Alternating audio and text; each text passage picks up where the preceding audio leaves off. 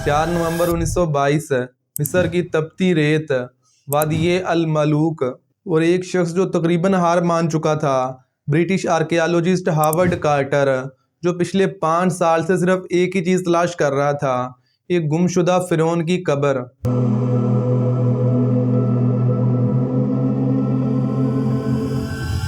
लोग मुसलसल इसका मजाक उड़ा रहे थे। फंडिंग ख़त्म होने वाली थी और वो अपनी आखिरी खुदाई कर रहा था कि अचानक उसको नीचे एक सीढ़ी नज़र आई, और जब मज़ीद खुदाई की गई तो नीचे था एक मोहरबंद दरवाज़ा जिस पर शाही मोहर लगी हुई थी। जब कार्टर ने दरवाजे के अंदर एक सुराख करके अंदर देखने की कोशिश की तो कमरे में बहुत ज़्यादा अंधेरा था, और जब कार्टर ने एक मोमबत्ती अंदर करके देखने की कोशिश की तो इसके एक साथी ने पूछा क्या नज़र आ रहा है, तो इसने जवाब दिया हैरत अंगेज़ चीज़ें, और वो थी एक नौजवान फिरौन ट्यूटन खामन की कब्र। लेकिन इस डिस्कवरी के बाद कुछ अजीब हुआ। कब्र खुलने के सिर्फ 2 महीने के बाद ही कार्टर का सरप्रस्त यानी फंडर कार नारवन की पुरस्कार तरीके से मौत हो जाती है, और न्यूज़पेपर्स में इसके बारे में लिखा फिरौन की जादुई लानत ने अपना बदला ले लिया।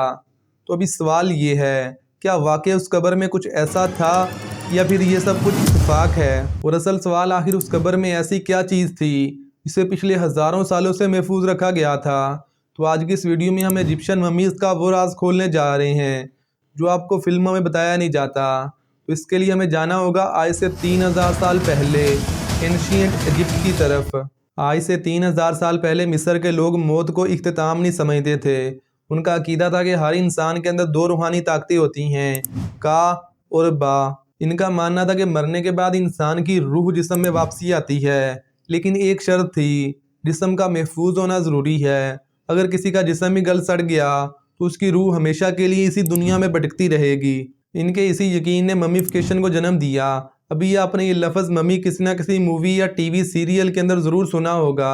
इस ममी का मतलब होता है सूखी हुई लाश। अभी ये ममीफिकेशन कोई जादू नहीं था, ये एक मुकम्मल साइंसी और मजहबी प्रोसेस था। इनका मकसद ये होता था कि जब सैकड़ों सालों के बाद इनकी रूह वापस आए तो इनके जिस्म का सलामत होना ज़रूरी है। जब भी किसी इंसान के मरने के बाद उसकी मम्मी बनानी होती तो सबसे पहले उस इंसान की नाक में एक लंबी बारीक लोहे की सलाख डालकर उसके दिमाग को तोड़ा जाता, और गोश्त के छोटे छोटे लोथड़ों की सूरत में उसके पूरे दिमाग को नाक के ज़रिए से बाहर निकाल दिया जाता, और फिर इनके पेट पर एक चीरा लगाकर इनका जिगर, गुर्दे, फेफड़े, मैदा और आंतें भी जिस्म से बाहर निकाल ली जाती, और इन तमाम पार्ट्स को ख़ास बर्तनों में रखा जाता था जिन्हें उस दौर में कॉन्पिक जार्स कहा जाता था। लेकिन हैरानगी की बात यह है कि ये लोग दिल यानी कि हार्ट को जिस्म से बाहर नहीं निकालते थे, क्योंकि ये दिल को ही अकल और एहसासात का मरकज़ समझते थे। और फिर जिस्म को 40 दिन तक खालिस नमक यानी कि सोडियम कार्बोनेट में रखा जाता था ताकि जिस्म की नमी मुकम्मल तौर पर ख़त्म हो जाए, और इसके बाद खुशबूदार तेल और रिसाइन लगाकर इसको महफूज किया जाता था, और आखिर में तकरीबन 100 मीटर लंबी पट्टियों से इस पूरी लाश को लपेट दिया जाता था। ये पूरा प्रोसेस कंप्लीट होने में तकरीबन 70 दिन लगते थे। अभी इनका मकसद सिर्फ लाश को महफूज करना नहीं, इनके नज़दीक ये अब्दी ज़िंदगी की तैयारी थी।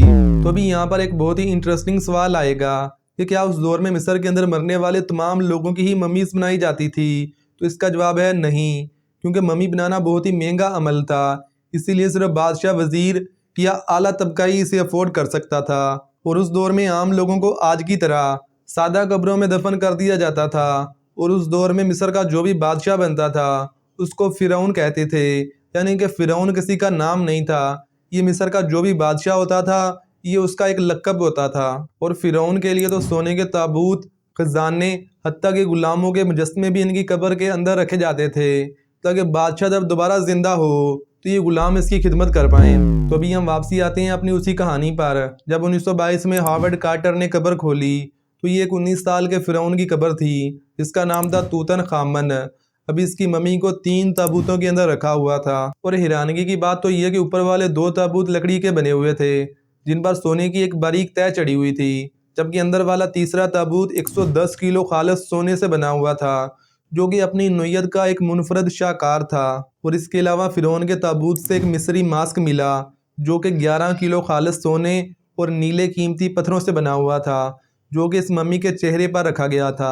और इसके अलावा सोने की अंगूठियाँ, हार, तावीज़ात, कंगन और कीमती पत्थर, ये सारे का सारा सामान इनके अकीदे के तहत रखा गया था تاکہ اگلی زندگی میں فرعون کو ان سب سے طاقت ملے۔ اور اس کے علاوہ قیمتی ہتھیار جن میں سونے سے مزین تلواریں، خنجر، تیر کمان، شاہی تخت، بستر، کپڑے اور جوتے رکھے ہوئے تھے، کیونکہ ان کا ماننا تھا کہ یہ ساری کی ساری چیزیں فرعون کو اگلی زندگی میں درکار ہوں گی۔ اور جب اس قبر سے نکلنے والے سونے کا وزن کیا گیا تو تقریباً یہ 1000 سے 1100 کلو گرام تھا۔ اور جب ان لوگوں نے قبر سے سب کچھ نکال لیا تو نیوز پیپر میں شور مچ گیا کہ ان پر فرعون کی لعنت ہوگی، یعنی کہ کرس آف دا فیرو۔ دراصل یہ لعنت بھی ان کے قدیم قصے کہانیوں میں موجود تھی کہ اگر کوئی بھی فرعون کی قبر کو لوٹنے کی کوشش کرتا تو اس پر فرعون کی لعنت ہوتی اور وہ مر جاتا، جو کہ ایک بہت ہی عجیب بات تھی۔ اور 1922 میں قبر کھولنے کے صرف 2 مہینے کے بعد اس پورے منصوبے کے ماسٹر مائنڈ لارڈ کارنارون کی پراسرار طریقے سے موت ہو جاتی ہے۔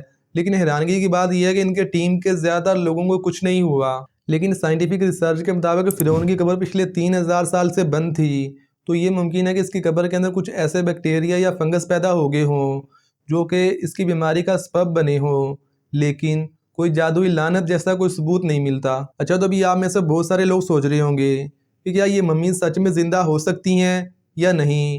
تو اس کا جواب ہے کہ یہ سب کچھ صرف فلموں میں ہی ممکن ہو سکتا ہے، حقیقی دنیا میں ان کا کوئی لینا دینا نہیں ہے۔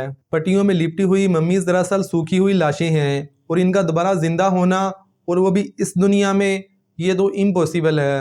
اور آج ان ممیز کا سی ٹی اسکین اور ڈی این اے ٹیسٹنگ کے ذریعے ہمیں پتہ چلتا ہے کہ کچھ فرعون ملیریا کا شکار تھے، کچھ کو قتل کیا گیا اور کچھ جینیاتی بیماریوں کی وجہ سے خود ہی مر گئے۔ آج قاہرہ کے ایجپشن میوزیم میں درجنوں ممیاں ہیں جو اپنے دور کے بڑے بڑے بادشاہ تھے، خود کو خدا سمجھنے لگ گئے تھے، آج بالکل خاموش ہیں، لیکن سائنس انہیں بولنے پر مجبور کر رہی ہے۔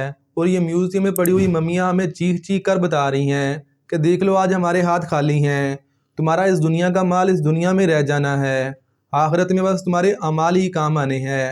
اللہ حافظ۔